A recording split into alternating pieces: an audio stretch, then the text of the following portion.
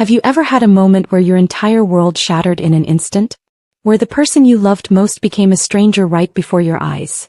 That's what happened to me on what should have been one of the happiest days of my life. My name is Abigail Mitchell, and this is the story of how my husband abandoned me in a hospital bed, how I rebuilt my life from nothing, and how karma had the final word in ways I never could have imagined. The day I gave birth to my fifth daughter, my husband left me, right there in the hospital. He said I had failed him as a woman. But what he didn't know was that life was about to teach him a lesson he'd never forget. It was a humid September morning when my water broke. I was 39 years old, pregnant with our fifth child, and exhausted in ways I'd never been before. James, my husband of 17 years, drove me to St. Mary's Hospital with his jaw clenched tight, saying nothing during the entire 30-minute drive. The silence should have warned me, but I was too focused on my contractions to notice the storm brewing beside me. "James, honey, can you call my sister?" I gasped between contractions as the nurses wheeled me into the delivery room. "I want Emma to know." "Your sister can wait," he snapped, not even looking at me. His eyes were glued to his phone, his thumbs typing furiously. Nurse Patricia, a kind woman in her 50s with warm brown eyes, gave me a sympathetic look as she checked my vitals. "Is there anyone else we can call for you, sweetie?" she asked gently. I shook my head, tears already pricking at my eyes, though I told myself it was just the pain. "Please press the subscribe button, like and comment." The labor was long, 14 agonizing hours. James sat in the corner of the room, his face a mask of stone, barely acknowledging the medical staff. When Dr. Reynolds, my obstetrician, asked him to hold my hand during the worst contractions, he did so mechanically, like he was touching something distasteful. "Push, Abigail. I can see the head." Dr. Reynolds encouraged, her voice full of excitement. With one final exhausting push, I heard the most beautiful sound in the world. My baby's first cry. "It's a girl," Dr. Reynolds announced, placing the warm, squirming bundle on my chest. "A healthy, beautiful girl." I looked down at my daughter through tears of joy and exhaustion. She was perfect. Tiny rosebud lips, a dusting of dark hair, fingers that immediately wrapped around mine with surprising strength. "Hello, my darling," I whispered. "Hello, sweet Lily." But when I looked up to share this moment with James, he wasn't looking at our daughter. He wasn't smiling. His face had gone completely white, then flushed red with rage. "Another girl," he said flatly, his voice dripping with disgust. "Another goddamn girl." The room went silent. Even the baby seemed to stop fussing for a moment. "James," I started, but he was already standing, grabbing his jacket from the chair. 17 years, Abigail. 17 years I've given you. 5 chances and you couldn't do the one thing I asked. The one thing." His voice rose with each word. "My father had sons. His father had sons. Every Mitchell man for generations has had sons to carry on the family name. Every single one, except me." "James, please," I begged, my voice breaking. "This is our daughter. Our child. Please just look at her. I told you after Grace was born that you had one more chance," he continued, his face twisted with anger and something else, something that looked like hatred. "One more chance to give me a son. I told you what would happen if you failed again." Dr. Reynolds stepped forward, her voice firm. "Mr. Mitchell, your wife has just been through a traumatic delivery. This is completely inappropriate. Stay out of this," James snarled at her. Then he turned back to me. "I've already filed the divorce papers. They'll be served to you here in this hospital. My lawyer said it's perfectly legal. You'll get nothing, Abigail. Nothing. The house is in my name. The cars are in my name. The bank accounts are in my name. My business is in my name." He laughed, a harsh, ugly sound. "Did you really think I'd let you take half of everything I built?" "But, the girls," I whispered, clutching baby Lily closer. "James, what about our daughters?" "Your daughters," he corrected coldly. "Those girls are your responsibility now. All 5 of them." He pulled out his phone and showed me a picture. A woman I'd never seen before, beautiful, young, probably in her late 20s, with long blonde hair and a confident smile. "This is Melissa. She's 4 months pregnant. And you know what the ultrasound showed? A boy, Abigail. A boy. Have you ever felt your heart actually break? It's not poetic. It's not metaphorical. It's a physical pain that radiates through your chest, making it impossible to breathe. I couldn't speak. Couldn't move. Could only hold my newborn daughter and watch as my husband, the father of my 5 children, walked toward the door. Wait, I managed to gasp out. James, please. We can work through this. Marriage counseling, therapy, anything. He paused at the doorway, his hand on the handle. For a moment I thought I saw a flicker of the man I'd married. The man who'd promised to love me in sickness and in health, for better or worse. But it vanished as quickly as it appeared. You failed me, Abigail, he said quietly, and somehow that soft tone was more devastating than his shouting. And I don't give second chances to failures. Then he was gone. The silence that followed was deafening. Baby Lily began to cry again, her wails filling the room, and I realized I was crying too, sobbing so hard I could barely catch my breath. Have you ever been abandoned by someone you thought would stand by you forever? Nurse Patricia rushed to my side, her arms around me. Oh honey. Oh sweetheart, I'm so sorry. My babies, I choked out. My girls are in the waiting room. They were so excited to meet their sister. What am I going to tell them? Dr. Reynolds sat on the edge of my bed, her professional demeanor cracking to show genuine compassion. Abigail, I need you to listen to me. What just happened was not your fault. Not even a little bit. You understand that, right? But I didn't understand. How could I? I'd spent 17 years building a life with this man. We had 5 daughters together. Sophia, who was 16, Isabella, who was 14, Emma, who was 10, Grace, who was 8, and now little Lily. How could he just walk away from all of us? There's something you should know, Dr. Reynolds said carefully, glancing at Nurse Patricia. Your husband's belief that you're somehow responsible for having daughters. It's completely scientifically unfounded. The sex of a child is determined by the father's sperm, not anything the mother does. If anyone failed to produce a male child, which is an absolutely terrible way to think about bringing life into this world, it would be him, not you. Through my tears I let out a sound that might have been a laugh or a sob. So he blamed me for 17 years for something that was actually his fault? Biology isn't about fault, Dr. Reynolds corrected gently. It's just genetics. But yes, his anger was completely misdirected. And honestly, Abigail, the kind of man who would abandon his wife and 5 daughters for such a reason, you're better off without him. But I didn't feel better off. I felt destroyed. Broken. Worthless. That if you've ever felt like you weren't enough, like you failed someone you loved despite doing everything right, I need you to know that you're not alone. Share this story with someone who needs to hear that their worth isn't determined by other people's unrealistic expectations. Sometimes the people who hurt us the most are really just revealing their own brokenness. Keep watching to see how this story unfolds, because if you think this is painful, just wait until you see what happens next. When I was finally stable enough to have visitors, Nurse Patricia wheeled me and baby Lily out to the waiting room. My heart was pounding so hard I thought everyone could hear it. How do you tell your children that their father has abandoned them? That he chose his desire for a son over his love for them? The moment the automatic doors opened, 4 faces turned toward me, all wearing different expressions of the same excitement. Sophia, my eldest at 16, was trying to act mature and cool, but I could see the barely contained joy in her hazel eyes. James's eyes, I realized with a pang.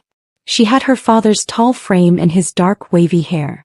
She'd always been Daddy's girl, following him around the garage, learning about cars, proudly telling everyone she was going to be an engineer like him. What will this do to her? Isabella, 14, was less guarded with her emotions. She bounced on her toes, her curly red hair, inherited from my Irish grandmother, springing around her face. Mom, is the baby here? Can we see? Is it a brother or sister? Emma, my thoughtful 10-year-old, held her little sister Grace's hand. Emma had her nose buried in a book even at a moment like this. A thick fantasy novel with a dragon on the cover. But she looked up when I entered, her green eyes magnified behind her thick-framed glasses. Anne Grace, my sweet 8-year-old, was wearing the tutu she'd insisted on putting on this morning, paired incongruously with her light-up sneakers. She believed in magic and fairy tales and happy endings. How do I destroy her belief in happy endings? Girls, I said, my voice cracking despite my efforts to stay strong. Come meet your sister.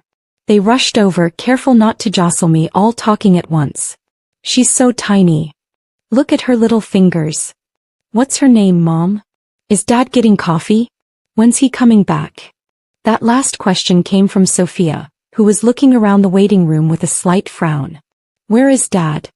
I took a deep breath, pulling Lily closer. The baby made a small sound like a sigh, and I drew strength from her tiny warmth. "Her name is Lily Grace Mitchell," I said first because I needed to say something good before the bad. 7 pounds, 3 ounces, born at 4:47 this afternoon. "She's perfect," Isabella breathed, gently touching Lily's tiny hand. "She is perfect," I agreed, tears streaming down my face now. "You're all perfect." "Mom, why are you crying?" Emma asked, her voice worried. "Is something wrong with the baby?" "The baby is fine, sweetheart," I assured her. "But I need to tell you all something, and it's going to be very hard to hear." Sophia's frown deepened. "Where's Dad?" she asked again, more insistently this time. "How do you explain to your children that their father chose pride over family?" "Your father." I paused, trying to find words that wouldn't completely shatter them. "Your father left. He's not coming back." Silence. For faces stared at me with varying degrees of comprehension. "What do you mean, left?" Sophia asked carefully. "Like left to go get food or?" "He left us, baby," I said, using the childhood endearment she usually rejected. "He filed for divorce. He said he was leaving because Lily is a girl and not a boy." More silence. "That's stupid," Grace announced matter-of-factly. "We're girls and we're awesome. Why would he want a boy instead?" Despite everything, I almost smiled. "I don't know, honey. I really don't know. But he's coming back, right?" Isabella's voice was small now, uncertain. "Like once he calms down? People fight when they're stressed, right? We learned about that in health class. He's just stressed and needs space." "No, Bella," I interrupted gently. "He's not coming back. He's with someone else. A woman named Melissa. She's pregnant too, and he says the baby is a boy." I watched the news hit them like physical blows. Sophia's face went completely blank, the way it did when she was trying not to feel anything. Isabella's eyes filled with tears that spilled over immediately. Emma pulled Grace closer, and Grace's lower lip started to tremble. But I'm his princess," Grace whispered. "He calls me his princess. He said I'd always be his little princess." That broke me. Completely shattered whatever composure I'd been clinging to. I held out my arm, and Grace climbed carefully onto the wheelchair, avoiding Lily, and buried her face in my shoulder. "It's not fair," Emma said, her voice shaking with anger, an emotion I rarely heard from my gentle, bookish daughter. "We didn't do anything wrong. Why is he punishing us?" "You didn't do anything wrong," I said firmly, making eye contact with each of them. "None of you did anything wrong. This is not your fault. This is not about you at all. This is about your father's choices. His bad choices." "I hate him," Sophia said suddenly, her voice cold and hard. "If he doesn't want us, then we don't want him. Right? We don't need him." But the way her hands shook as she said it told me she didn't believe her own words. None of them did. Because how do you stop needing your parent, even when they've shown you they don't need you? My sister Emma. Yes, I'd named my daughter after her. Burst through the waiting room doors at that moment, her long brown hair flying behind her, her face flushed with worry.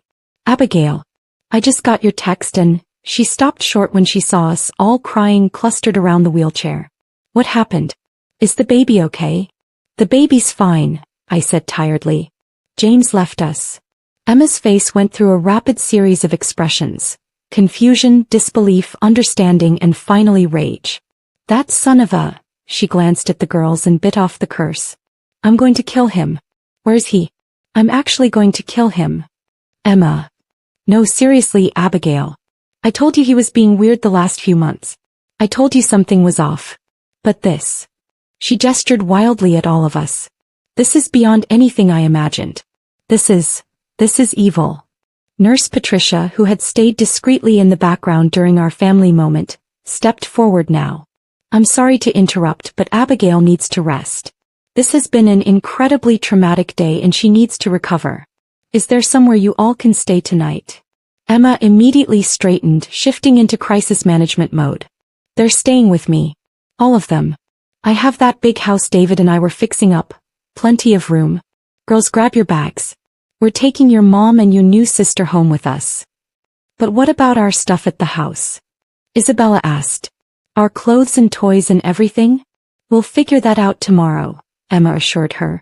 Tonight you're safe with me. That's all that matters. As they gathered their things and Emma filled out paperwork, I held Lily and watched my older daughters moving through shock like little ghosts. They were trying to be strong, trying to be brave, but I could see them breaking apart inside. What have you done, James? What have you done to these beautiful girls who loved you so much? Emma's house was in a state of renovation chaos. She and her husband David had been slowly fixing it up for the past year, but it had 4 bedrooms and a nursery they'd been preparing for their own baby. Emma was 6 months pregnant with their first child, and seeing her rounded belly made me simultaneously happy for her and heartbroken for myself. Don't even think it, Emma said, catching my expression as she showed me to the main bedroom. Don't you dare feel bad about staying here. You're my sister. These girls are my nieces. This is what family does. But your nursery can wait another 3 months, she finished firmly. Lily needs it now. Besides, it'll give me a chance to actually baby-proof everything before my little one arrives. She'd set up the room beautifully with a bassinet next to the bed for Lily and a comfortable chair for nursing. David, Emma's husband, was downstairs making his famous mac and cheese for the girls. The only thing he knew how to cook, but it was comfort food and God knew we all needed comfort. Emma, I said quietly as she helped me into bed. What am I going to do? I have no money. No job. I haven't worked in 16 years. No house. James said everything was in his name. How am I going to take care of 5 kids? My sister sat on the edge of the bed, her face serious. First, we're going to get you a lawyer. Really good one. I don't care what James says. There are laws about marital assets. You were married for 17 years. You raised his children, ran his household, supported his career. You're entitled to something. But he planned this, Emma. He said his lawyer told him. His lawyer works for him, not for you. We're getting you your own lawyer. David knows someone, Evelyn Chin. She's supposed to be a shark in divorce cases. She'll fight for you. With what money? I asked bitterly. How do I pay for a shark lawyer when I can't even afford diapers? Emma pulled out her phone and showed me a GoFundMe page. The title read, Help Abigail and Her 5 Daughters After Abandonment. Below was a picture of me and the girls from last Christmas, all of us in matching pajamas, laughing at something off camera. James had been cropped out. I set this up an hour ago while you were being discharged, Emma explained. I've already shared it with everyone we know. Abigail, you're not alone in this. You have people who love you. I stared at the screen as the donation total refreshed. $1,847. Then $1,923. Then $2,156. People are donating? I whispered. Of course they are. Everyone who knows you is furious about what James did. Our book club? They've all donated. Your old colleagues from before you stopped working? Donating. Mom and Dad's church friends? Donating. Even people who've just heard the story and are outraged on your behalf. Emma squeezed my hand. You're going to get through this. We're all going to make sure of it. Baby Lily chose that moment to start fussing, and I carefully picked her up, wincing at the soreness from delivery. As I nursed her, I looked around the room, at the soft yellow walls Emma had painted, at the mobile hanging over the bassinet with little elephants and stars, at the window where I could see the sun setting in shades of orange and pink. Do you know what's funny? I said quietly. Or not funny really. Ironic. What? I always wanted a big family. Growing up with just you and me, I loved it, but I always imagined having a house full of kids. James said he wanted the same thing. I stroked Lily's soft head as she nursed. But I never imagined it would be just me and the girls. I never imagined being a single mother of 5. You're not just anything, Emma said fiercely. You're a warrior. You're going to raise 5 incredible young women who will know their worth because their mother showed them how to stand up and keep going even when life knocked her down. There was a soft knock on the door and Sophia peeked in. Mom? Can I come in? Of course, sweetie. She came in and sat carefully on the other side of the bed, watching Lily nurse with a complicated expression on her face. I've been thinking, she said slowly, about what Dad said. About wanting a son. Sophia, no, let me finish. She took a deep breath. I always knew he was disappointed I wasn't a boy. When I'd show him my robotics projects or tell him about my math scores, he'd smile and nod, but there was always this look. Like he was proud but also sad. I thought if I was good enough, smart enough, interested in the right things, I thought I could make him stop looking at me like that. My heart broke all over again. Oh baby. I'm glad Lily is a girl, Sophia continued, her voice getting stronger. I'm glad because if she'd been a boy, you know what would have happened? He would have taken him. He would have fought for custody of his precious son and left the rest of us behind. But because she's a girl, we all get to stay together. All 5 of us. We don't get split up. I hadn't thought of it that way. In my pain and shock, I hadn't considered that possibility. But Sophia was right. James absolutely would have fought to keep a son while abandoning his daughters. So yeah, Sophia said, wiping at her eyes roughly. It hurts like hell that Dad left. But I'm glad Lily is my sister. I'm glad I have 4 sisters. Because apparently sisters stick together and fathers. Her voice broke. Fathers don't. I shifted Lily to my other side and held out my arm to Sophia. My teenage daughter, who usually rejected physical affection as too childish, collapsed into my embrace and sobbed like the child she still was underneath her mature facade. We're going to be okay, I whispered, holding my eldest and youngest daughters close. I don't know how yet, but we're going to be okay. Outside the door, I could hear Isabella and Emma arguing about something trivial, probably what to watch on TV. I could hear Grace's laughter as David apparently tickled her. I could hear normal, everyday family sounds. This is my family now, I thought. Just us girls. And maybe that's enough. Maybe that's more than enough. Have you ever had to fight for what was rightfully yours?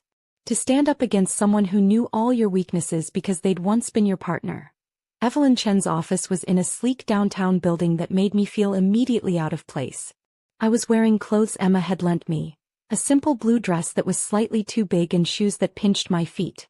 I was 3 weeks postpartum, still carrying baby weight, my hair pulled back in a messy bun because I'd been up all night with Lily. But Evelyn Chen didn't look at me with pity. She looked at me with something closer to anger. Mrs. Mitchell, she said, shaking my hand with a firm grip. I've reviewed the preliminary documents your husband filed. I want you to know right now that what he's attempting is, in my professional opinion, legal but morally reprehensible. And I'm going to fight it with everything I have. She was in her late 40s with sharp features and sharper eyes, dressed in an impeccable gray suit. Her office walls were covered with diplomas and certificates, and one entire bookshelf was dedicated to family law textbooks. Can he really take everything? I asked, sitting in the leather chair across from her desk. Emma had stayed in the waiting room with Lily, giving me space to do this on my own. The house, the money, everything. Let's talk about what he can and cannot do, Evelyn said, pulling out a legal pad. First, when were you married? May 15, 2008. And you resided in this state the entire time? Yes. Good. This state recognizes marital property, meaning anything acquired during the marriage is jointly owned, regardless of whose name is on the title. Your husband may have put everything in his name, but that doesn't make it solely his property. Hope flickered in my chest. So I can get half? Potentially. But there are complications. He pulled out a file. Your husband owns Mitchell Engineering, correct? He founded it about 8 years ago. 9 years ago, I corrected. I remember because Isabella was 5 and started kindergarten that same fall. James was working crazy hours getting the business off the ground. Did you contribute to the business in any way? Well, I took care of everything at home so he could work. I managed all the household finances, dealt with the kids' schools, handled everything domestic so he could focus on building the company. That's called supporting a spouse's career development, and it absolutely counts in asset division, Evelyn said, making notes. What about the house? We bought it in 2010. James wanted his name on the title because he said it would be better for tax purposes. I trusted him. I laughed bitterly. I trusted him about everything. Mrs. Mitchell, Abigail, I need you to understand something. The fact that you trusted your husband isn't a character flaw. It's what marriage is supposed to be. He's the one who violated that trust. She leaned forward. Now, I need to ask you something difficult. Did you ever sign any documents without reading them? Prenuptial agreements, postnuptial agreements, anything that might have waived your rights to marital property? I thought back, trying to remember. No prenup. James said those were for people who didn't believe in marriage. But there were, oh God. There were papers. About 5 years ago, James brought home some papers from his accountant. He said it was just business stuff, refinancing or something. I barely looked at them. Evelyn's expression hardened. Do you remember what they said? Not really. There was a lot of legal jargon. James said I needed to sign as his wife, that it was just a formality. My stomach sank. That's bad, isn't it? It could be. But it could also be challenged if you were coerced or misled about what you were signing. We'll need to get copies of those documents. She made more notes. What about your employment history? You mentioned you haven't worked in 16 years. I was a graphic designer before Sophia was born. I worked for an advertising agency downtown. When I got pregnant, James and I decided it made more sense for me to stay home, especially once we knew we wanted multiple children. Was that a mutual decision? I paused, really thinking about it. James wanted it. He said his mother stayed home and that's what made their family strong. He said kids need a parent at home, not in daycare. And I convinced myself I wanted it too. I loved being with Sophia. But I did miss my work sometimes. The creativity, the independence. That's important, Evelyn said. The fact that you gave up a career at your husband's urging can be factored into spousal support. You sacrificed your earning potential to support his career and raise your children. But I have 5 kids to support now, I said, panic rising in my chest. Even with spousal support, how long will that take to come through? How much will I get? How do I feed them and clothe them and keep them in school? First things first, Evelyn said calmly. We're going to file an emergency motion for temporary support. Your husband has a legal obligation to support his children, regardless of his feelings about their gender. We'll also push for retroactive support from the date he abandoned you. He says he's contesting paternity, I said quietly. For Lily. He claims he wants a DNA test. Evelyn's eyes flashed with anger. Of course he does. It's a stalling tactic. But we'll comply, and when the test proves he's the father, it will only make him look worse to the judge. She stood and walked to her window, looking out at the city. Abigail, I want to be honest with you. This is going to be ugly. Your husband is clearly prepared to fight dirty. He has resources and a lawyer who's willing to use those resources against you. But I've been doing this for 23 years and I've seen every dirty trick in the book. He's not going to steamroll you. How much is this going to cost? I asked. Emma's been helping and the GoFundMe has raised almost $30,000, but... I'm taking your case pro bono, Evelyn interrupted. What? No, I can't. I have a daughter, Evelyn said, still looking out the window. She's 25 now, a doctor. When she was 3, her father left us for a younger woman. He was a prominent attorney. He knew exactly how to use the system against me. He dragged out the divorce for 3 years, hiding assets, claiming poverty while living in a luxury apartment. By the time it was finalized, I'd spent almost everything I had on legal fees. She turned to face me and I saw real emotion in her eyes for the first time. I became a family lawyer because of what happened to me. I swore I'd help other women fight back against men who use the legal system as a weapon. So no, Abigail, you're not paying me. Consider this my way of fighting back against every man who thinks he can abandon his family without consequences. I started crying, again. I'd cried more in the past 3 weeks than in my entire adult life. Thank you, I whispered. Thank you so much. Don't thank me yet, she said with a slight smile. Thank me when we win. And we will win, Abigail. I promise you that. For weeks after James left, he finally tried to contact me. Not to apologize, not to see his daughters, not to ask about the baby he'd walked away from. He wanted me out of his house. The text came at 2 a.m. while I was feeding Lily. You have 48 hours to remove your belongings from the house. After that, I'm changing the locks. Anything left inside becomes my property. I stared at the message, my hands shaking so badly I almost dropped the phone. Emma, who was still letting us stay with her despite being in her 3rd trimester and probably exhausted by having 6 extra people in her house, heard me moving around and came to the nursery. What's wrong? I showed her the text. That bastard, she breathed. Hey, we're going tomorrow. We're getting your stuff, the girls' stuff, everything that's yours. And then we're never going back to that house. Emma, he'll be there. Melissa will probably be there. I can't face them. Then it's a good thing I can, Emma said grimly. I've been waiting for an excuse to tell that man exactly what I think of him. The next morning, We loaded up Emma's minivan and my old sedan, which thankfully was in my name since I'd bought it before we got married. Evelyn had called ahead, informing James's lawyer that we were coming to collect personal property, which we had a legal right to do. She'd also arranged for a police officer to accompany us, just in case things got ugly. The house looked the same from the outside. The large colonial we'd bought 14 years ago with the porch swing I'd picked out and the garden I'd tended. My home. Except it wasn't anymore. Officer Rodriguez, a woman in her 30s with kind eyes and a no-nonsense demeanor, knocked on the door. James answered, wearing a t-shirt and jeans, looking casual and comfortable in a way that made my blood boil. How dare he look comfortable when he'd destroyed our lives? Abigail, he said coldly, barely glancing at Officer Rodriguez. Right on time. Very efficient. Maybe if you'd been this efficient in giving me a son, we wouldn't be in this situation. Before I could respond, Emma pushed past me. You unbelievable piece of... Emma, don't, I said, grabbing her arm. He's not worth it. But Emma wasn't backing down. 17 years, James. 17 years my sister gave you.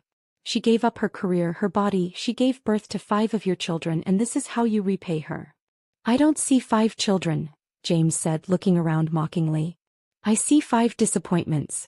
5 failures. Abigail couldn't do the one job I asked of her. The one job.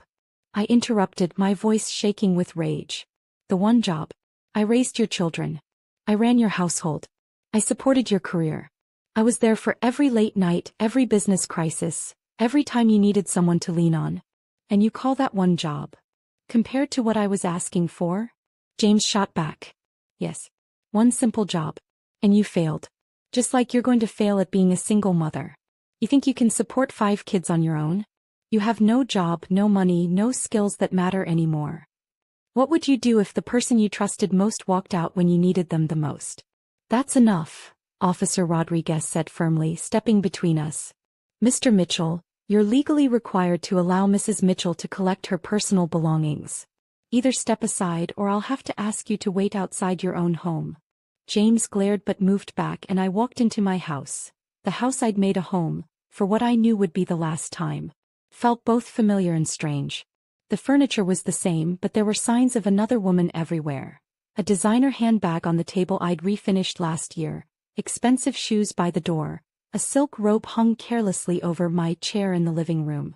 Melissa was marking her territory. She's upstairs, James said, seeing me notice the belongings. Getting dressed. She's been sick with morning sickness, so she's moving slowly. You remember what that's like, don't you, Abigail? Oh wait, you probably don't care anymore since you were only carrying girls. I ignored him and headed to the girls' rooms. Emma and David, who'd come along to help carry things, followed me, starting to pack up clothes, toys, books, all the pieces of my daughter's lives. Sophia's room made me want to cry. Her walls were covered with science fair ribbons, posters of female engineers and mathematicians, photos of her robotics team. This was the room of a girl who'd been trying so hard to be the son her father wanted, and he'd left her anyway. Isabella's room was an explosion of color. Art supplies everywhere, half-finished paintings, a wall covered in her drawings. Emma's room was lined with bookshelves, her collection of fantasy novels organized by author. Grace's room still had the fairy lights James had helped me hang on her last birthday, the pink canopy bed she'd begged for. How do you pack up childhood? How do you fit all these memories into boxes and garbage bags? That's when I heard it. A door opening upstairs, footsteps on the landing. A woman's voice, sweet and young and oblivious. James? Baby? I thought I heard voices. Is someone here? I walked out of Grace's room and looked up. Melissa was standing at the top of the stairs, one hand on her barely visible baby bump, wearing expensive maternity pajamas. She was even prettier in person than in her photo. Luminous skin, perfect features, the kind of effortless beauty that came from youth and not yet having experienced real hardship. She looked down at me and I saw recognition dawn in her eyes. Followed by something that looked like guilt. Good. He should feel guilty. You must be Abigail, she said quietly. I am, I replied, keeping my voice steady. I'm just getting my daughter's things. We'll be out of your way soon. Abigail, she started, coming down a few steps. I want you to know when James and I met, he told me he was separated. He said you two had been having problems for years, that you'd agreed to divorce. He lied, I said flatly. We weren't separated. We weren't having problems. Or at least I didn't know we were. The first time I heard the word divorce was when he said it in the hospital room after I gave birth to our 5th daughter. Melissa's face went pale. 5th? But James said you only had 3. He told you I had 3 children? I laughed, a harsh sound. Did he also tell you why he left me? Did he explain that he abandoned me? Abandoned all 5 of his daughters, because I couldn't give him a son? That's not, James said. Melissa looked genuinely confused now, and I realized James had been feeding her a completely different story. He said you were the one who wanted to separate. That you'd grown apart. That you weren't compatible anymore. Melissa. James's voice rang out from somewhere else in the house. Don't talk to her. Come back upstairs. But Melissa stayed where she was, staring at me. Is it true? She asked. Did he really leave you just because of the baby's gender? You can read the text messages, I said. You can read the legal documents. It's true. And I want you to know something. When you're sitting in a hospital bed, exhausted and vulnerable, having just brought his son into this world, you better pray that baby is healthy and perfect. Because if he has any flaw, any imperfection, any way that he doesn't live up to James's expectations. I paused, making sure she heard every word. He'll leave you too. That's who you're with. A man who abandons his own children when they don't meet his standards. Melissa, get up here now. James appeared, his face red with rage. But Melissa was crying now, her hands on her stomach protectively. You told me you didn't have kids, she sobbed at James. You said your ex-wife didn't want children, that it was one of your biggest disagreements. You said. I told you what you needed to hear, James snapped. Now get upstairs before you upset the baby. Before I upset the baby? Melissa repeated incredulously. James, you have 5 daughters. 5 children you're not supporting, not seeing, not. 4 daughters, James corrected coldly. Lily isn't mine. I'm certain of it. The accusation hung in the air like poison. Officer Rodriguez stepped forward again. Mr. Mitchell, that's a serious allegation. Do you have any proof? I don't need proof. I know my wife, ex-wife, and I know she was desperate for me to stay. She probably got pregnant by someone else, hoping I wouldn't notice. The slap echoed through the house before I even realized I'd moved. My palms stung where it had connected with James's face, and I was shaking with rage. How dare you? I shouted, all my control finally shattering. How dare you accuse me of infidelity when you're the one who was sneaking around with her? When you're the one who broke our marriage vows? Lily is your daughter and you know it.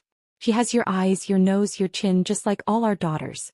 But you're so blinded by your obsession with having a son that you can't even see the beautiful children you already have. Officer Rodriguez gently but firmly moved me back. Mrs. Mitchell, I understand you're upset, but I can't have you assaulting. It's fine, I said, my voice breaking. I'm sorry. I turned to Emma. Let's get the stuff and go. I can't be here anymore. We worked in tense silence, filling the vehicles with boxes and bags. Sophia's robotics trophies. Isabella's art supplies. Emma's books. Grace's stuffed animals. The photo albums I'd carefully maintained for 17 years. My grandmother's china. The girls' birth certificates and medical records. As we were loading the last box, I heard Melissa's voice behind me. She'd come outside, still in her pajamas, her face blotchy from crying. Abigail, wait. I turned, exhausted and emotionally drained. What? I'm sorry, she said simply. I didn't know. I wouldn't have. If I'd known he had 5 kids, that he'd left you like that, I never would have gotten involved. But you did know he was married, I pointed out. Separated, she corrected. He said separated. I know that's not much better, but I'm not the kind of person who breaks up families. I thought the family was already broken. I studied her face, seeing genuine remorse there. She was young, probably 27 or 28. Young enough to believe James's lies. Young enough to think love conquers all. Young enough to not yet understand that some men are good at pretending to be what you need them to be. How far along are you? I asked. Almost 5 months. And the ultrasound definitely showed a boy. She nodded. James was so happy. He cried. He said it was everything he'd ever wanted. Of course he did. Melissa, I said carefully. I'm going to tell you something and I want you to really hear it. James doesn't want a son because he loves children. He wants a son because he's obsessed with legacy, with carrying on the Mitchell name, with proving his masculinity through having a male heir. And when that baby is born, when he's 2 and having tantrums, when he's 5 and doesn't like sports, when he's 13 and struggling in school, when he's 16 and questions James's authority, James won't suddenly become patient and understanding. He'll have the same impossible expectations he had for my daughters. But he'll be a boy, Melissa said weakly. That's what James wanted. Being a boy won't protect him from James's disappointment, I replied. It'll just give him a different set of impossible standards to fail to meet. I got into my car, suddenly needing to be away from this place, from James, from Melissa, from the ruins of my old life. As I pulled out of the driveway for the last time, I saw Melissa standing on the porch, one hand on her belly, looking lost and afraid, and I felt something unexpected: pity. I have to do a DNA test on the 5 children. The DNA test results came back 6 weeks after Lily's birth. I already knew what they would say. Lily was unmistakably James's child, but the official confirmation somehow made it feel more real, more legal, more final. Evelyn called me into her office to discuss the results and our next steps. 99.9% probability of paternity, she read from the document. James Mitchell is conclusively Lily's biological father. As I suspected, the paternity challenge was purely a stalling tactic, but it backfired. The judge was not impressed by his attempt to shirk responsibility for a child he knew was his. What does this mean for support? I asked, bouncing Lily gently as she fussed. At 6 weeks old, she was starting to develop a personality. Alert, vocal, demanding attention. She was going to be a force to be reckoned with, just like her sisters. It means we have leverage, Evelyn said with satisfaction. The judge has ordered temporary child support of $8,000 per month. $8,000? I gasped. That's $2,000 per child for now, plus we're pushing for spousal support. James's business is quite profitable. His tax returns show he made $470,000 last year.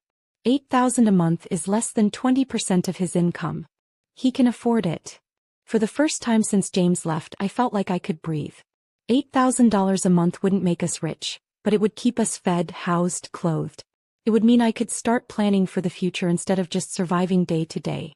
But there's something else, Evelyn continued, her expression growing more serious. James's lawyer has filed a motion requesting 0 custody. He's formally stating he wants no parenting time with any of the children. I'd expected this, but hearing it officially still hurt. So he's just abandoning them legally? Making it official? Essentially, yes.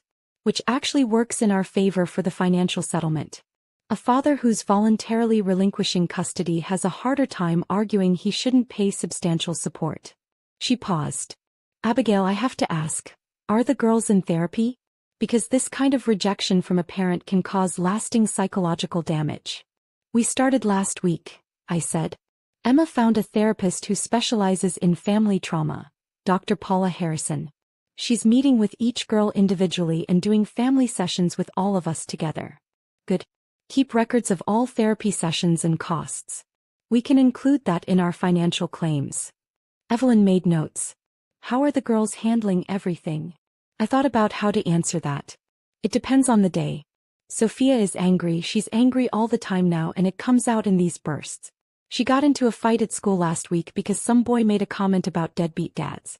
Isabella's withdrawn. She's stopped drawing, which was her whole identity before. She just sits in her room staring at the wall. Emma's reading even more than usual, like she's trying to disappear into fantasy worlds. And Grace. I paused, my voice catching. Grace keeps asking when Daddy's coming back. She doesn't understand that he's not. And you? Evelyn asked gently. How are you handling everything? I'm surviving, I said honestly. Some days that's all I can do. Lily needs me, the girls need me, so I don't have the luxury of falling apart. But at night when everyone's asleep, I lie there and wonder how my life became this. How the man I loved, the man I built a life with, could just erase us like we never mattered. He didn't erase you, Evelyn said firmly. He tried to, but you're still here. You're fighting. You're protecting your daughters. That's not nothing, Abigail. That's everything. My phone buzzed with a text. Emma, turn on Channel 7 News. Now. I have to go, I told Evelyn, standing quickly. Something's happening. I rushed out to my car, Lily in her carrier, and pulled up the news channel on my phone. There on the screen was Melissa standing outside James's business with a reporter. I'm coming forward today because I can no longer stay silent about what James Mitchell did to his family, Melissa was saying, her voice shaking but determined. When I met him, he told me he was separated, that his marriage was over, that he had no children. But the truth is he had 5 daughters. 5 little girls who loved him, and he abandoned all of them because his youngest child wasn't the son he wanted. The reporter asked, Ms. Richards, you're currently pregnant with Mr. Mitchell's child, is that correct? Yes, Melissa confirmed. I'm 7 months pregnant. The ultrasound showed a boy and James was thrilled. But after meeting his ex-wife, Abigail Mitchell, I started to understand the kind of man I was really with. He's not the devoted father he pretended to be. He's a man who will discard anyone, even his own children, if they don't meet his impossible expectations. Why are you speaking out now? The reporter pressed. Melissa took a deep breath. Because I was wrong to believe his lies. I was wrong to be complicit in what happened to Abigail and those 5 little girls. And I was wrong to think that carrying his son would somehow make me special, make me immune to his cruelty. But I've realized something. If he could abandon 5 daughters without looking back, what will he do when our son isn't perfect? What happens when the reality of parenting doesn't match his fantasy? She pulled out a folder and held it up to the camera. These are text messages between James and me. Messages where he brags about manipulating the divorce settlement. Where he talks about hiding assets so Abigail won't get anything. Where he laughs about how easy it was to fool his stupid wife into signing away her rights years ago. I'm turning all of this over to Abigail's lawyer because it's the right thing to do. Oh my God. I called Evelyn immediately. She answered on the first ring. I saw it, she said, and I could hear the grin in her voice. I already have a courier heading to pick up those documents. Abigail, if those text messages are real, if they show what Melissa claims they show, James just destroyed his own case. Why is she doing this? I asked, still in shock. I don't know, but I'll take it. Sometimes people surprise you. Sometimes they find their conscience at exactly the right moment. Have you ever watched someone's carefully constructed lies crumble around them? Have you ever witnessed karma working in real time? 3 days after Melissa's press conference, my phone rang. Unknown number. I almost didn't answer. I'd been getting calls from reporters ever since Melissa's story went viral, and I'd been ignoring all of them. But something made me pick up. Abigail. The voice was tentative, young female. This is Melissa. Please don't hang up. I should have hung up. But curiosity kept the phone pressed to my ear. What do you want? I need to talk to you. In person. There's something you need to know about James. Something I just found out. She paused. Please. It's important. It's about the girls. 20 minutes later, I was sitting across from Melissa in a coffee shop, Lily sleeping in her carrier beside me. Emma had wanted to come with me. Don't trust her, she'd warned, but I'd insisted on going alone. I needed to understand why James's pregnant mistress had suddenly become my advocate. Melissa looked tired, her pregnancy now obvious at 7 months. She had dark circles under her eyes and none of the glowing beauty I'd seen at the house months ago. Thank you for meeting me, she said, stirring her decaf coffee nervously. I wasn't sure you would. I almost didn't, I admitted. What did you need to tell me? She pulled out her phone and scrolled through something, then turned it to face me. I found these on James's computer. He doesn't know I have them. I looked at the screen. It was a series of emails between James and a woman named Victoria Chin, dated over the past 3 years. Victoria Chin. The name was familiar. Then I remembered. She was Evelyn's sister, another lawyer in the city. The emails were explicit. Sexual. Plans to meet at hotels. Discussions about leaving their respective spouses. James had another affair? Asked my voice numb. Before you. Not just one, Melissa said quietly. Abigail, I found evidence of at least 4 other women over the past 5 years. Long-term affairs, not just one-night stands. Victoria was the most recent before me. There was also a woman named Jennifer who worked at his company. He apparently got her pregnant 3 years ago and paid for an abortion. Another woman, Rachel, who he was seeing when your daughter Emma was born. The coffee shop seemed to tilt around me. When Emma was born. But James was there for the birth. He was supportive. He seemed happy. I know, Melissa said, and I could see genuine sympathy in her eyes. Abigail, I think James has been unfaithful your entire marriage. And I think his obsession with having a son was never really about legacy or carrying on the family name. Then what was it about? Melissa hesitated, then pulled out a printed document. I also found this. It's from his lawyer, dated 6 months before Lily was born. It's a strategy document for the divorce. I read it, my hands shaking. Recommended approach. Establish grounds for abandonment based on wife's failure to produce male heir. This provides moral justification to judges sympathetic to traditional values. Actual reason, client wishes to start fresh with younger woman, need not be disclosed. Pre-divorce asset protection already in place via documents signed in 2020. It was all planned, I whispered.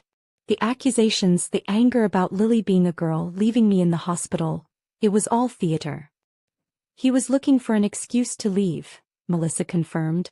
That no son story gave him a reason that made him look like the victim. The devoted father denied his one wish, instead of what he really was, a serial cheater who wanted to trade in his family for a newer model. I looked at Lily, sleeping peacefully in her carrier, completely unaware that her father had planned to reject her before she was even born. Why are you telling me this? Why are you helping me? Melissa's eyes filled with tears. Because I'm having girls, she said softly. What? But the ultrasound was wrong. Or maybe James paid someone to lie about the results, I don't know. But I had another ultrasound last week at a different hospital and they were very clear. They are girls. Not a boy. A twin daughters. She placed her hands protectively on her belly. And when I told James, he looked at me with the same disgust he must have looked at you with. He said we'd deal with it after they are born. That there were options. He wanted you to give them up for adoption, I realized. Or worse. He started talking about trying again immediately. About how we were both still young and could have another chance. Like this baby, my baby, was just a failed attempt at the right outcome. We sat in silence for a moment, two women connected by the same man's cruelty. I left him, Melissa finally said. 3 days ago. That's when I found all this evidence. I was packing my things and his computer was open. I saw the email to his lawyer about you and I started digging. Abigail, I'm so sorry. I'm sorry for believing his lies. I'm sorry for being part of what happened to you. I'm sorry for everything. I looked at this young woman, this girl really only a few years older than Sophia, who'd been manipulated and used just like I had. I wanted to hate her. I wanted to blame her. But I couldn't. It's not your fault, I said finally. James is very good at lying. Very good at making people believe what he wants them to believe. I'm giving all of this to your lawyer, Melissa said, pushing a USB drive across the table. Everything I found. The emails, the documents about hidden assets, the strategy memos, all of it. And I'm willing to testify if necessary. Why? I asked. You're burning every bridge. James will come after you legally, financially. Let him try, Melissa said with unexpected steel in her voice. I have daughters to protect now. Daughters who deserves better than a father who sees them as a disappointment from birth. Just like your 5 daughters deserved better. I reached across the table and took her hand. What will you do? My parents live in Oregon. I'm moving back there, having the babies, starting over. My dad's a lawyer too. He says we can go after James for support, but honestly I just want distance. I want my daughters to grow up never knowing the man who would have rejected them. That might be the best gift you can give them, I said quietly. Melissa squeezed my hand. I hope your girls are okay. I hope they grow up knowing their worth has nothing to do with their father's inability to see it. After she left, I sat with Lily and scrolled through the USB drive Melissa had given me. Years of lies. Years of betrayal. Years of James carefully constructing a story that made him the victim while he systematically destroyed everything we'd built. But now I had the truth. And the truth, as they say, would set me free. If you've ever been lied to by someone you trusted, if you've ever discovered that the story you were living wasn't real, please know that the truth, when it finally comes out, is not your enemy. It's your liberation. Share this story with someone who needs to remember that their intuition was right, that their pain was valid, that the lies weren't their fault. Keep watching because the truth is about to set a lot of things right. The divorce trial was set for March, 4 months after Lily's birth. By then I'd moved out of Emma's house and into a small rental. A 3-bedroom apartment that was cramped with 6 of us, but it was ours. The GoFundMe had raised over $90,000, and with the temporary child support finally coming through, after James's accounts were frozen when he tried to move money offshore, we were surviving. More than surviving. We were starting to heal. Sophia had channeled her anger into activism, starting a blog called Daughters Are Enough, that went viral. She wrote about her experience about growing up knowing your father wished you were someone else, about the pressure to be perfect in hopes it would make you worthy of love. She had thousands of followers now, other kids from broken families who resonated with her words. Isabella had started drawing again, but her art had changed. It was darker now, more emotionally complex. She was creating a graphic novel about 5 sisters who discovered they were better off without their father. Her art teacher said she had real talent, that she should apply to art schools when the time came. Emma, my daughter, not my sister, had founded a book club at school for kids with absent parents. They read stories about resilience and strength and chosen family. She'd also started writing her own fantasy novel, where the princess saves herself and her sisters. Grace, my youngest before Lily, was seeing Dr. Harrison twice a week. She was slowly accepting that her father wasn't coming back, that he'd made a choice and that choice said nothing about her worth. Some days were harder than others, but she was getting there. And Lily, beautiful baby Lily, was thriving. 4 months old, she was reaching for things, smiling at her sisters, bringing light into our lives in ways I hadn't expected. She would never remember her father. She would never carry the wounds of his rejection the way her older sisters did. In some ways she was the lucky one. The morning of the trial, I dressed in a simple gray suit Emma had helped me pick out. Professional. Dignified. Strong. "You've got this, Mom," Sophia said as I left. "Remember, he's the one who should be ashamed, not you." The courtroom was smaller than I'd imagined, less dramatic than TV had led me to believe. James was already there with his lawyer, Marcus Wright, a slick man in his 50s with silver hair and an expensive suit. James looked good, successful, put together, every inch the respectable businessman that if you didn't know the truth, you'd never guess he was the villain of this story. Evelyn sat beside me at our table, her posture radiating confidence. "Remember what we discussed," she murmured. "Answer questions directly.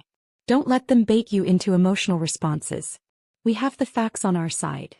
Judge Catherine Morrison entered, a woman in her 60s with steel gray hair and sharp eyes that suggested she'd seen every trick lawyers tried to pull.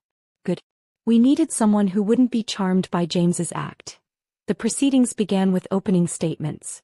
Marcus went first, painting a picture of a man who'd provided for his family for 17 years, who'd built a successful business, who'd simply realized that his marriage was unsustainable and had tried to make a clean break. "Mr. Mitchell is not a villain," Marcus said smoothly. "He's a man who found himself in an impossible situation, a marriage that had grown cold, a wife who he'd grown apart from, and a final child who, frankly, broke an already fractured relationship. He's prepared to support his children financially, as is his obligation. But he maintains that the marital assets should be divided according to the legal documents both parties signed in 2020. Then it was Evelyn's turn. "Your Honor," she began, her voice clear and strong. "This case is not about a marriage that naturally fell apart. This is about a systematic, premeditated plan to defraud a devoted wife and mother out of her rightful share of marital assets, to abandon 5 innocent children for the crime of being born female, and to rewrite history to make the perpetrator look like a victim." She pulled out a stack of documents. "We have evidence, provided by Mr. Mitchell's own former partner, Ms. Melissa Richards, that shows Mr. Mitchell planned this divorce months before it occurred. That he deliberately hid assets, manipulated financial documents, and constructed a false narrative about his reasons for leaving. We have proof of multiple extramarital affairs spanning years, including one that resulted in a pregnancy that Mr. Mitchell paid to terminate. And we have testimony from medical professionals about the trauma Mr. Mitchell inflicted by abandoning his wife in a hospital bed mere hours after she gave birth." Judge Morrison's expression had grown progressively colder as Evelyn spoke. "I'm going to hear testimony," she said. "Mr. Wright, call your first witness." James took the stand, sworn in, and began his testimony. He was good, I had to give him that. He spoke about how hard he'd worked to build his business, how much pressure he'd been under, how the marriage had deteriorated over time. Abigail and I had different priorities, he said, sounding reasonable and sad. She wanted to keep having children. I wanted to wait to focus on our existing family. But she kept getting pregnant, and eventually I realized we wanted different lives. The lies were so smooth, so believable, that for a moment I questioned my own memory. Had I pressured him to have more children? But no, I remembered clearly. James had been the one insisting we try for just one more, certain that the next would be the son he wanted. Evelyn stood for cross-examination, and I saw James's confidence falter slightly. Mr. Mitchell, you testified that your wife kept getting pregnant against your wishes. Is that correct? In essence, yes. And yet we have text messages, your text messages, from after each of your daughter's births, expressing disappointment specifically about the gender of the child. Can you explain those? James shifted uncomfortably. I may have been disappointed, yes. It's natural to have preferences, yes, Evelyn agreed. But is it natural to tell your wife, and I quote, "You've failed me for the last time"? Is it natural to walk out of a hospital after your wife gives birth, never to return? Is it natural to refuse to even hold your newborn daughter because she wasn't the son you wanted? I was upset. You were upset, Evelyn repeated. Mr. Mitchell, did you know that the sex of a child is determined by the father's sperm, not anything the mother does or doesn't do? Yes, I'm aware. And yet you blamed your wife for failing to give you sons when biologically, if anyone failed, and I use that term reluctantly because children are not failures, it would be you. Marcus objected and Judge Morrison sustained it, but the point was made. I could see it in the judge's expression. Evelyn continued, Mr. Mitchell, how many affairs have you had during your marriage? That's not relevant. It's extremely relevant to the question of why this marriage ended. So I'll ask again, how many affairs? James's jaw clenched. I don't know exactly. A few. Can you be more specific? Maybe 3 or 4. Maybe? You're not sure. Evelyn pulled out more documents. We have evidence of at least 6 separate affairs spanning 8 years. We have hotel receipts, credit card statements, emails, text messages. One of these affairs resulted in a pregnancy that you paid to terminate. Do you deny this?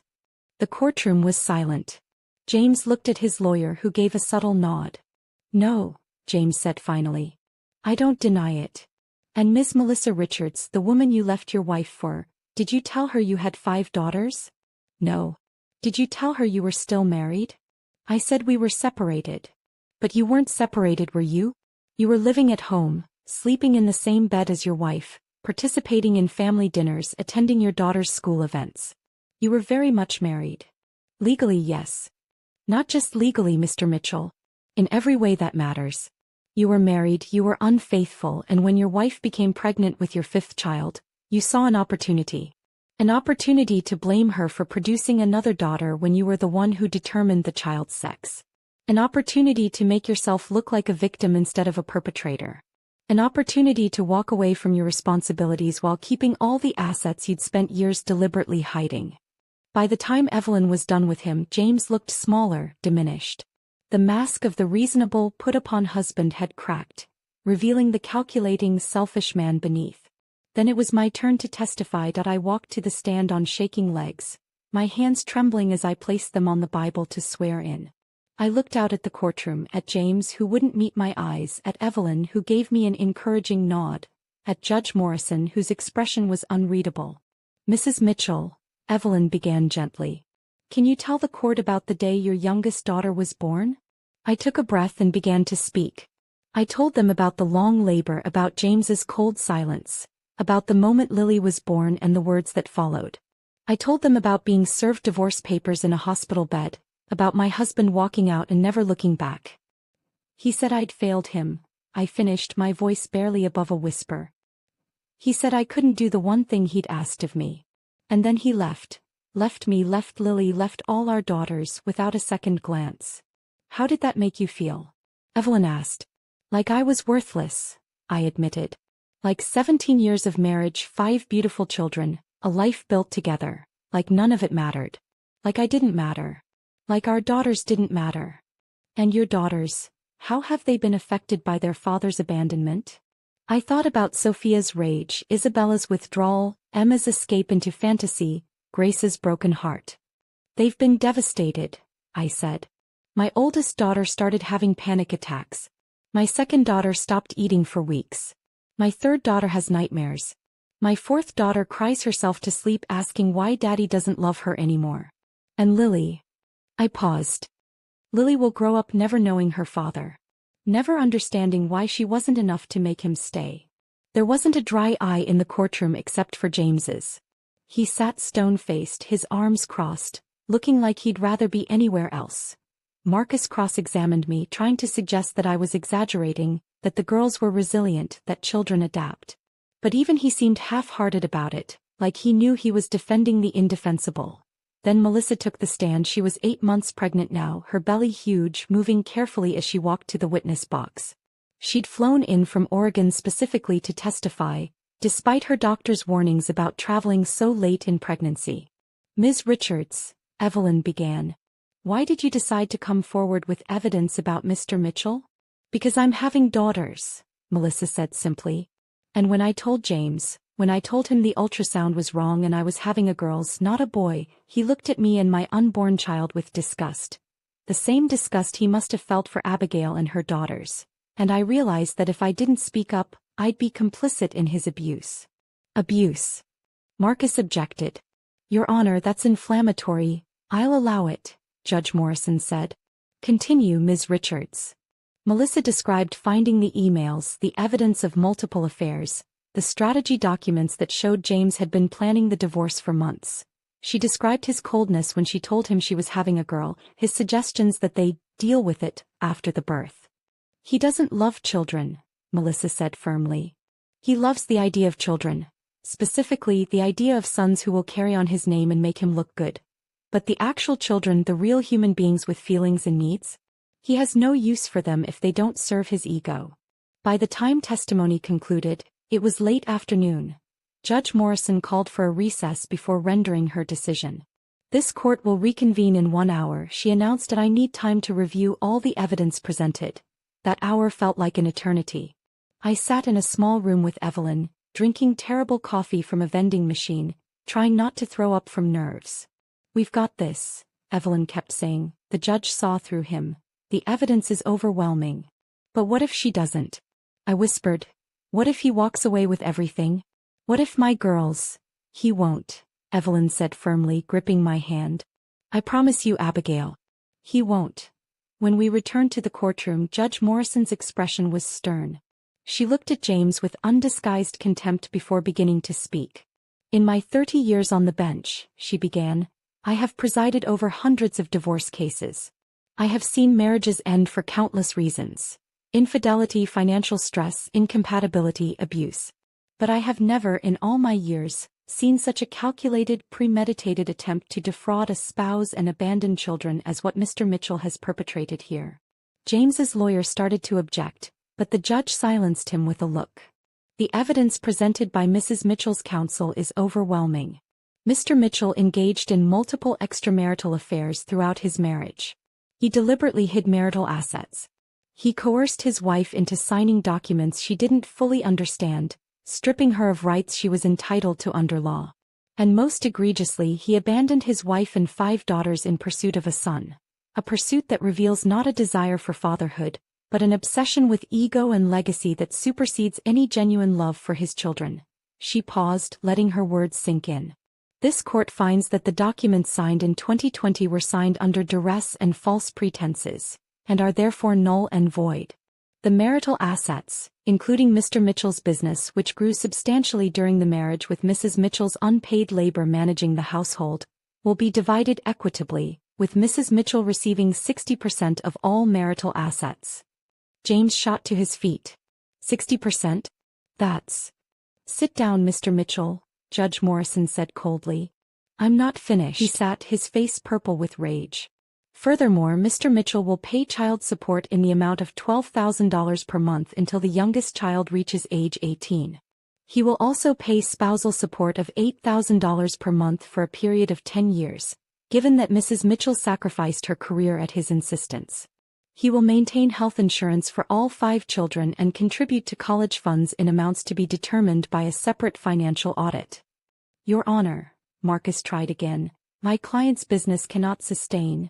Your client's business reported profits of $470,000 last year, Mr. Wright. He can sustain it. And if he can't, perhaps he should have considered that before systematically destroying his family. Judge Morrison wasn't done. Additionally, I am ordering Mr. Mitchell to establish and fund a trust for each of his daughters in the amount of $100,000 each, to be held until they reach age 25. This is separate from child support and is intended to compensate them for the emotional trauma of their father's abandonment. The numbers were staggering. Life-changing. I felt tears streaming down my face, but for the first time in months they were tears of relief. Finally, the judge said, her voice taking on an even harder edge, I want to address Mr. Mitchell directly. James looked up, his expression a mix of rage and disbelief.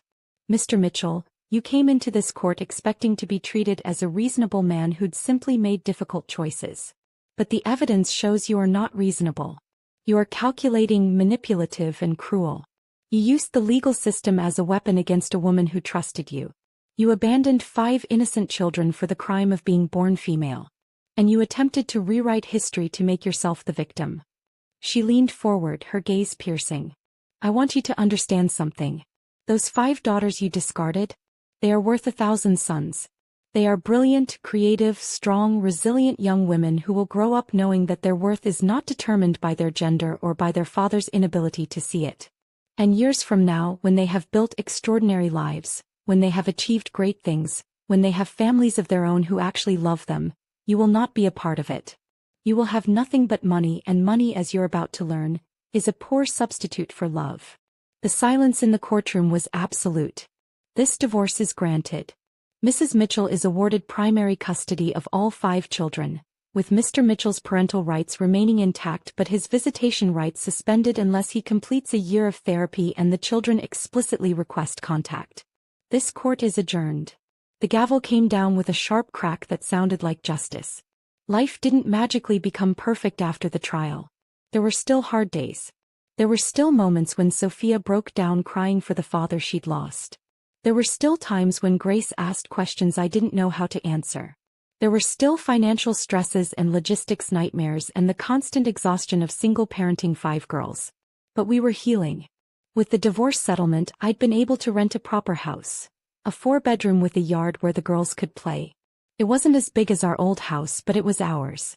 Nobody could take it away. I'd also started working again. Nothing fancy. I was doing freelance graphic design from home, taking on projects during nap time and after bedtime. My skills were rusty after 16 years away, but they were coming back. And more than that, I was remembering who I was before I became just James's wife, and the girl's mother. I was Abigail again. Just Abigail. And that was enough. The girls were thriving in their own ways. Sophia's blog had grown into a full social media presence, and she'd been interviewed by several news outlets about her experience. She was using her pain to help others, and I'd never been more proud of her. Isabella had won an art competition at school, and her graphic novel was nearly finished. A small publisher had expressed interest in it.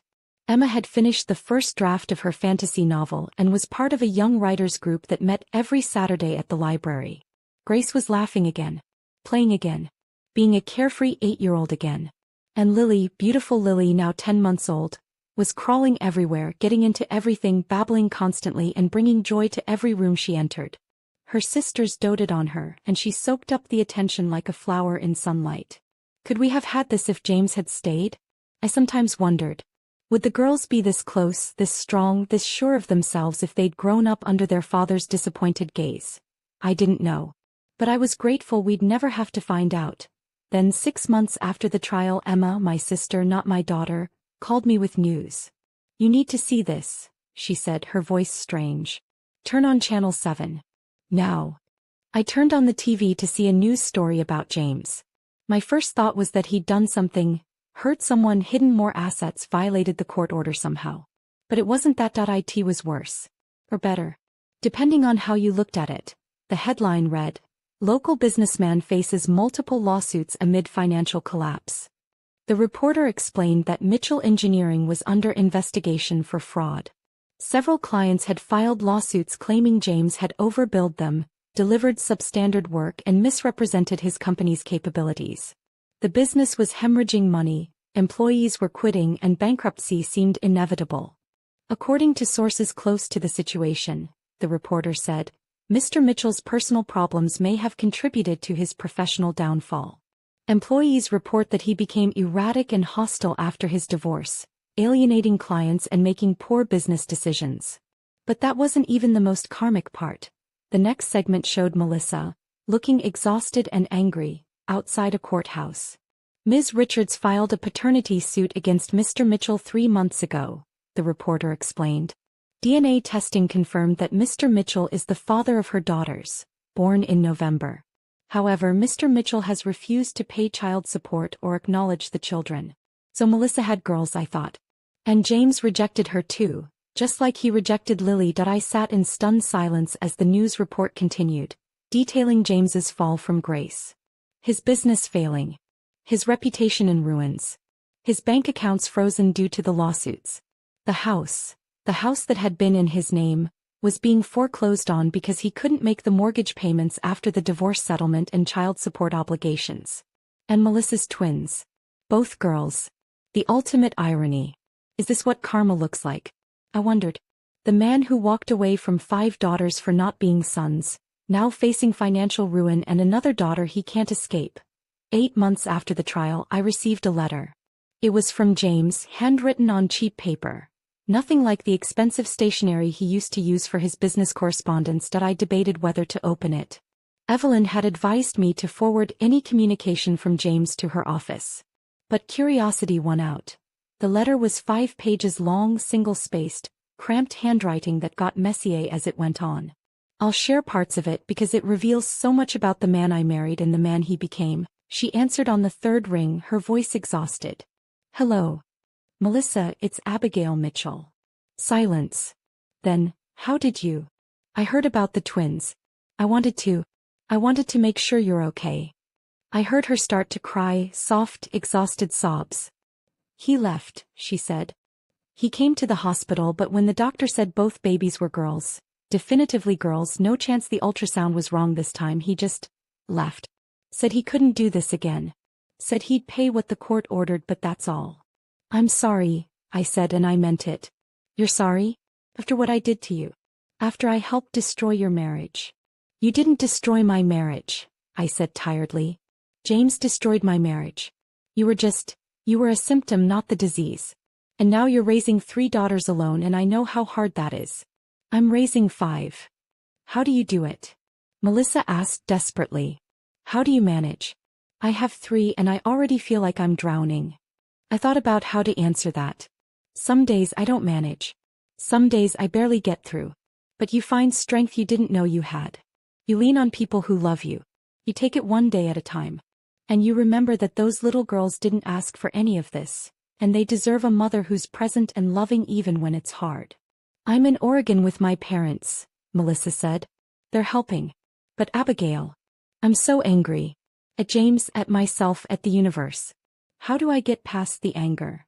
You don't, not completely, I admitted. The anger comes and goes. But you can't let it consume you because your daughters will absorb it. They'll think they're the reason you're angry. So you find healthy ways to process it. Therapy, exercise, writing, whatever works. And you remind yourself every day that you're breaking the cycle.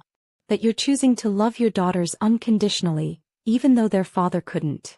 We talked for another 20 minutes. 2 women connected by the same man's failures, trying to figure out how to navigate single motherhood. Before we hung up, Melissa asked me something unexpected. Would you want to meet sometime? The girls and me? I know it's weird, but I keep thinking, you're the only person who really understands what this is like. Being rejected by James for having daughters. Trying to raise them alone.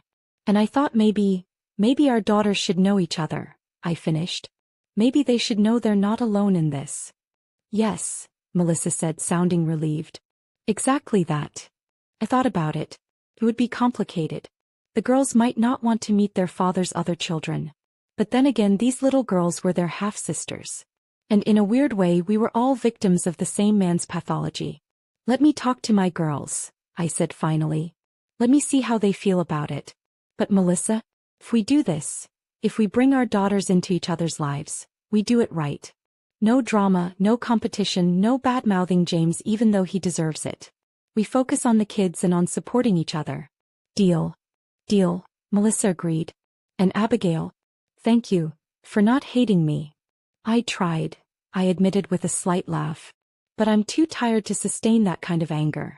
And besides, you're raising 3 of my daughter's sisters. That makes you family in a strange way. Sometimes the path to healing takes us to unexpected places. Sometimes the people we thought were our enemies become our allies in ways we never imagined. If you've ever had to choose between holding on to anger or choosing peace, between grudges or grace, I want you to know that choosing peace isn't weakness. It's the ultimate strength. Share this story with someone who needs to remember that healing is possible, that forgiveness, of yourself and others, is powerful, and that sometimes the best revenge is simply living well. And if this story has touched you, if you've seen yourself in these struggles, please share it. Because somewhere, someone else is going through this exact thing and they need to know they're not alone. They say time heals all wounds.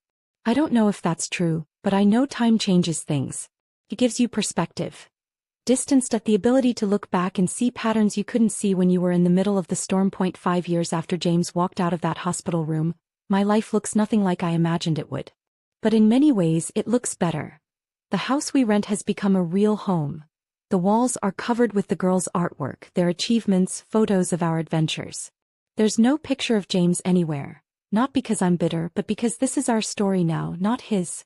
Sophia is 21 now, in her junior year at MIT studying mechanical engineering.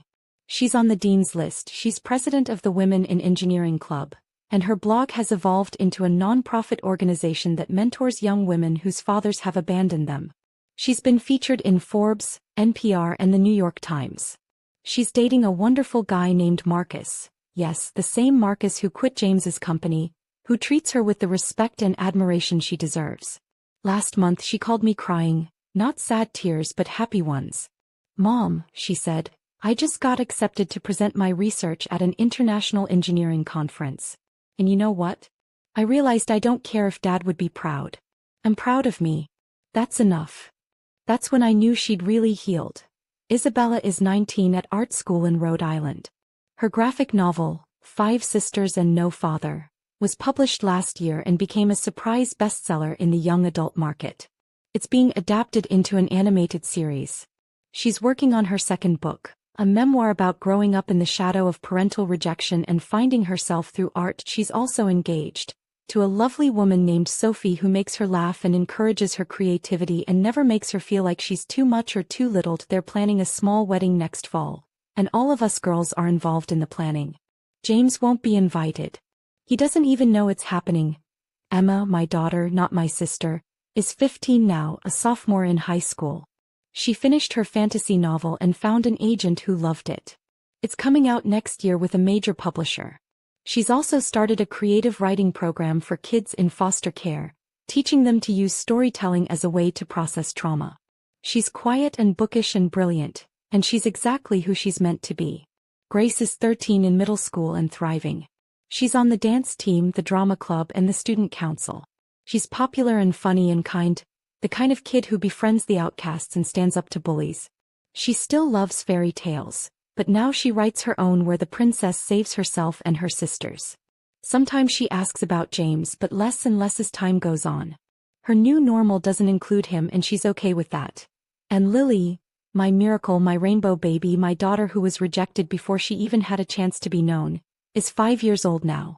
She's in kindergarten, she's learning to read, she's obsessed with dinosaurs and space and anything that sparkles.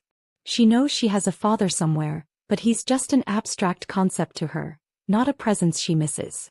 Her family is her 4 sisters, her mom, her Aunt Emma, Uncle David, and her 3 half-sisters who we see regularly.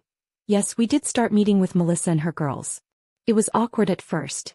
The older girls were resistant, angry about having to acknowledge their father's other family, but gradually something beautiful emerged. The 7 girls, my 5 and Melissa's 2, became genuinely close. They're sisters after all, bound by blood and by their shared experience of being abandoned by the same man. Melissa and I became friends. Real friends. We support each other through the challenges of single motherhood. We celebrate each other's victories. We watch each other's kids when needed. It's not conventional, but it works. James is not a part of any of this. He paid child support for a while. Inconsistently and often late, but he paid. Then his business finally collapsed completely and he declared bankruptcy. The support payments became harder to enforce. Evelyn went after him legally multiple times, garnishing wages from the various jobs he cycled through, but it was never the full amount. About 2 years ago he moved across the country. I heard through the grapevine that he got remarried, to a woman with 2 young sons from a previous marriage. Finally, the boys he always wanted, even if they weren't his biologically. I wonder sometimes if he's happy. If those boys fulfill whatever void was in him that 5 brilliant daughters couldn't fill. If he's a good stepfather to them. If he ever thinks about the daughters he abandoned. But mostly I don't think about him at all. When Sophia graduated from MIT last month, we all traveled to Boston for the ceremony. All of us. Me, the girls, Emma and David, now parents to 2 children of their own, Melissa and her 3 daughters, my parents, even some of James's extended family who'd stayed in touch with us despite everything. It was a celebration of Sophia's achievements, yes, but also of survival. Of resilience. Of 5 girls who'd been told they weren't enough, proving that they were more than enough. The ceremony was beautiful. Watching Sophia walk across that stage in her cap and gown, accepting her diploma with honors, I couldn't stop crying. This was the girl who'd had panic attacks after her father left. The girl who'd questioned her worth, her value, her place in the world.